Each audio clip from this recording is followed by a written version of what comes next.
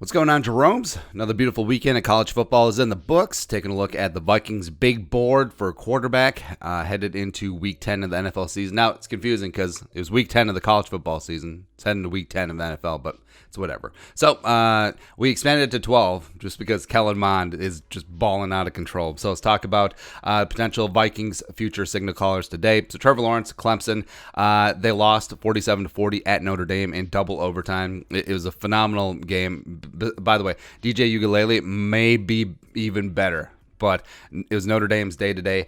Ian Book, people mention Ian Book.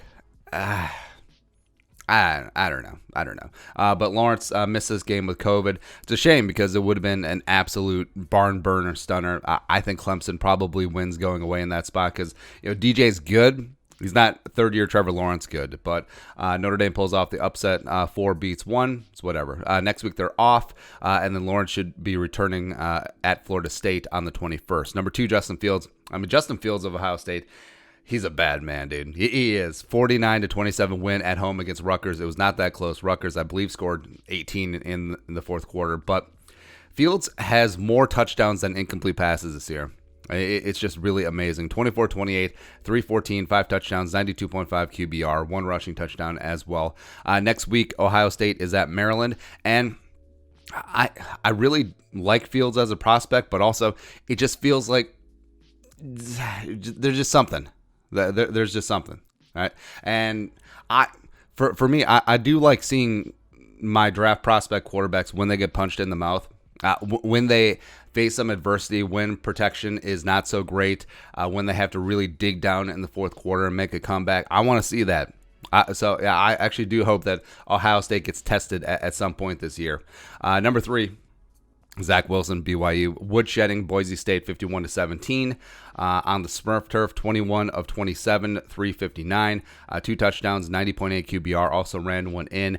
And this was his only real test. Only ranked opponent this season on the BYU schedule. That's not his fault, but a couple big-time throws as well. You did see, as you've seen if you watch him this year, he does have that gunslinger mentality. He does have the arm to back it up at times, but a couple throws go Cutler. Now, could that be coached out of him? Sure, but the upside on Wilson is certainly there. Next week they're off, and then they play North Alabama on the 21st. Number 4, Trey Lance. Trey Lance, you really feel for him. You really feel for him, NDSU, the Missouri Valley Conference, and maybe not so much, but he could get lapped in this draft process as these other guys have actual games, playing in big-time spots, and just have fresher tape. And also, Lance, I think that he may get dinged. Small school, 1-year tape, it's 1 year old. I think that will be held against him, and he may fall down further than where people thought a month ago. And that might be big for the Vikings because say the Vikings are late teens, early 20s, and then Lawrence goes, Fields goes, Wilson goes, maybe Trask or Mac Jones even go. And then all of a sudden, no pants for Trey Lance. What's going on? Hey, how's it going? Number 5. So Kyle Trask moving up 1 spot. He had a big game. He did. They beat Georgia 44-28, world's largest outdoor cocktail party. It's a phenomenal tradition and rivalry. 30 of 43 for 474, 4 touchdowns, and 97.3 QBR. The 4 touchdowns were all in the first half. It got ugly early and often. Also, Kyle Pitts, man. Kyle Pitts is revolutionary at that tight end position. And that's not hyperbolic. Like, dude is tight end 1. And it's not even close. And hell, Kyle Pitts right now, if you plopped him in the NFL, would be a top 5 tight end. And I don't think that's going overboard. But also, Kyle Trask setting records. It's his 5th straight SEC game of 4+ touchdowns to start the season. Florida is rolling. Happy for Dan Mullen and company. Host Arkansas next week. Number 6, Mac Jones and Bama. Dropped 1 spot, but not through any fault of his own. It's just that Kyle Trask had a phenomenal game. They're at LSU next week. They're off this week, so roll tide. Number 7, so De'Aaron King, Miami. So speaking of getting punched in the mouth, so Miami and De'Aaron King have had a handful of these games this year, and you like to see the resiliency, you like to see the bounce back. 44-41 win versus NC State. The Wolfpack gave the Hurricanes all they could handle, but King 31 of 41, 430, 5 touchdowns, 91.7 QBR. Also ran for 105 on the ground. And this was a big-time grit test. Like, NC State had Miami on the ropes several times, but King just did not allow them to die. And yeah, King certainly does not have the measurables. He's going to come in under sub 6 feet. He'll probably check in at like 5'10", but he's got that arm talent. He's got that leadership ability, and he just refuses to quit. You just love seeing that. They're at Virginia Tech next week. Number 8, speaking of intriguing guys, so Desmond Ritter of Cincinnati. Bearcats, what up? Luke Fickell, what's going on? Up one spot, 38-10 win at Houston. Ritter, 17 of 27 for 162. Okay, 1 touchdown, 1 pick, 92.2 QBR, 103 rushing yards, and 3 touchdowns. He is the ultimate dual threat right now. Cincinnati rising on up. They were number 6 in the country. They could even move up as well, and it's awesome. It is really awesome. And if the Vikings end up not going the direction of a quarterback in the first round, like some of the big time guys are gone, Wyatt Davis is on the board, maybe a defensive tackle, maybe whatever direction they go, right? And if they go quarterback in day 2, the Vikings have 2 third-round picks. They have 3 fourth-round picks currently. Also, that could improve to 3 third-round picks, depending on compensatory picks. I mean, there's a lot of intriguing things about Ritter. Like, he's got the size. He's 6'4", 230.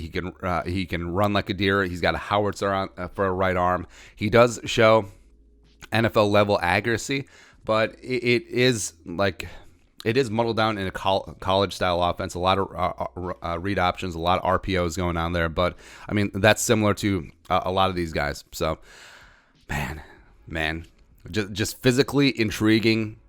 If the Vikings do somehow retain Kirk Cousins and Ritter sits for a year, maybe 2, yeah. Number 9, Sam Ehlinger, Texas, down 1 spot, 17-13 win versus West Virginia. Now, this was a bad Sam game. It was 15-31, buck 84, 2 touchdowns, 65 QBR, 39 rushing yards as well. This was so Ehlinger gets the Tim Tebow comparisons quite a bit.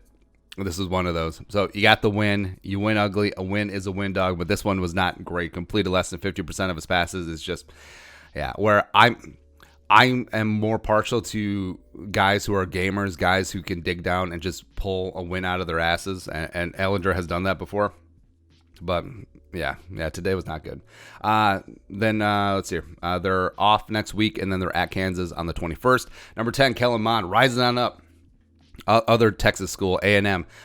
So he initially was not ranked last week. We only did a top 11, but 48-3 win at South Carolina, 16-26 for 224, 4 touchdowns, 83 QBR. Also ran one in. Aggies, man, 5-1. Could they sneak into the playoff? I mean, it's super possible, but you do worry. So Mond, the first thing that you notice about him is that he takes on a lot of contact. Like, he is like a baby Ben Roethlisberger out there, like baby early career Ben Roethlisberger, just taking on those hits, just trying to play schoolyard ball, keep plays alive. So it is what it is. Also, if the Vikings get Kellen Mond, you got to bring back Courtney Davis, his Aggie receiver. What up? Next week they're at Tennessee. So down at 11-12. So Brock Purdy, Iowa State, down 1 spot, 38-31 win versus Baylor. And yeah, speaking of winning ugly, 15-24, buck 64, 3 touchdowns, 3 picks, 78.5 QBR, 55 rushing yards as well. And Purdy, I just don't know what it is, but not the strongest arm in the world, not the most accurate. It's never pretty, but sometimes there's just something about it. Like, there is an Ehlinger quality to his game, but yeah. Off next week, and then versus Kansas State. 12, Tanner Morgan, Minnesota, just hanging on to the Dirty Dozen, down 1 spot. Gophers got a win, 41-14 at Illinois. Lovie Smith, stoic. 17-27 for 216, 1 touchdown, 1 pick, 78.9 QBR. It was very much the game manager type role. Mo Ibrahim went off for 200-plus yards, 30 carries, 4 touchdowns yet again. Mo's going to find himself playing on Sundays quite often as well. But Tanner Morgan so far, there was quite a bit of hype on him coming in. Not so much against Michigan, not so much against Maryland, and then this game was just a manager type role. But we'll see. Lots of Big Ten season left. They host Iowa in the, Floyd the Pig game? Sure. There you go. But that's it. That's a look at the Vikings quarterback big board. A couple of shifts, a couple of new entries. Kellen Mond, what's going on? What are your thoughts? Let us know in the comment section below. Subscribe for daily Vikings takes. Want to support that work? Pull some of the Venmo. But until next time, Skol, production value.